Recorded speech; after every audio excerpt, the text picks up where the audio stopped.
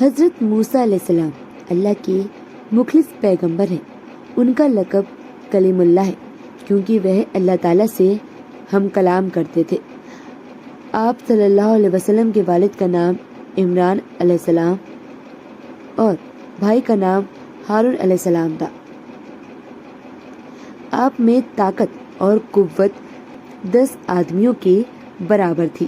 موسیٰ علیہ السلام کے پیدائش سے پہلے ایک مغرور اور ظالم بادشاہ تھا جس کا نام ولید بن مشب فرعون تھا۔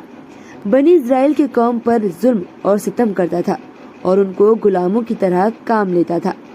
فرعون کو ماننے والے قبطی کہلاتے تھے اور وہ عیش اور آرام کی زندگی گزارتے تھے۔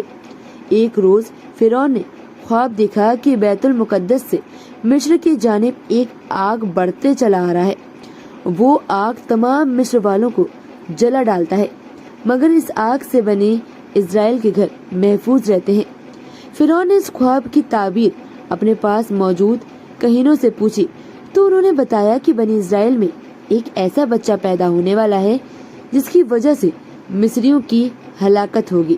خواب کی تعبیر سن کر فرعون ڈر گیا اور ایک خوفناک حکم جاری کیا کہ بنی اسرائیل میں جو بھی لڑکا پیدا ہو اسے قتل کر دیا جائے۔ چنانچہ بنی اسرائیل میں جو بھی عورت حاملہ ہوتی اس پر کڑی نگرانی کی جاتی اور اگر لڑکا ہوتا تو قتل کر دیا جاتا۔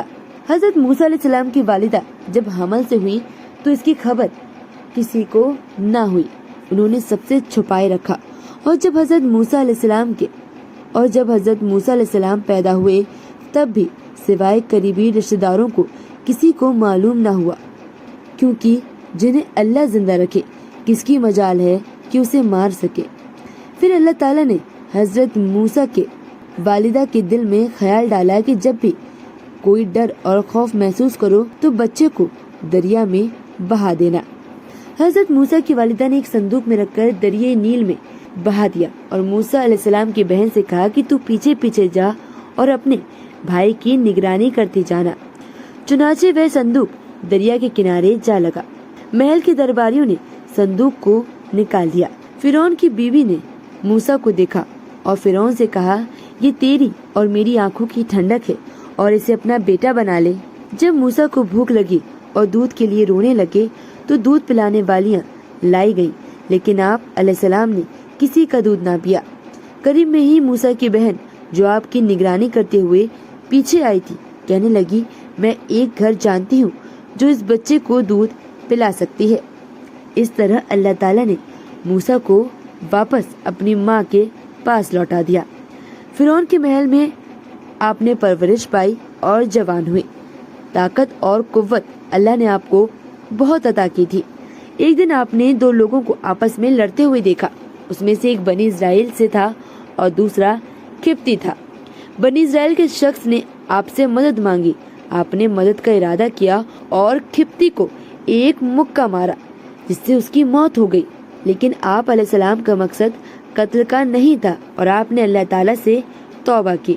اگلے دن جب موسیٰ شہر کی طرف نکلے تو دیکھا وہی بنی اسرائیل پھر کسی سے جھگڑ رہا ہے اور آپ کو دیکھ کر پھر سے آپ سے مدد طلب کی۔ آپ نے فرمایا تو جھگڑالو آدمی ہے اور اس کے مقابلے والے قبطی کی طرف ہو گئے۔ بنی اسرائیل نے کہا کہ میں کل جیسے ایک آدمی کو مارا تھا کیا آج مجھے بھی مار ڈالو گے؟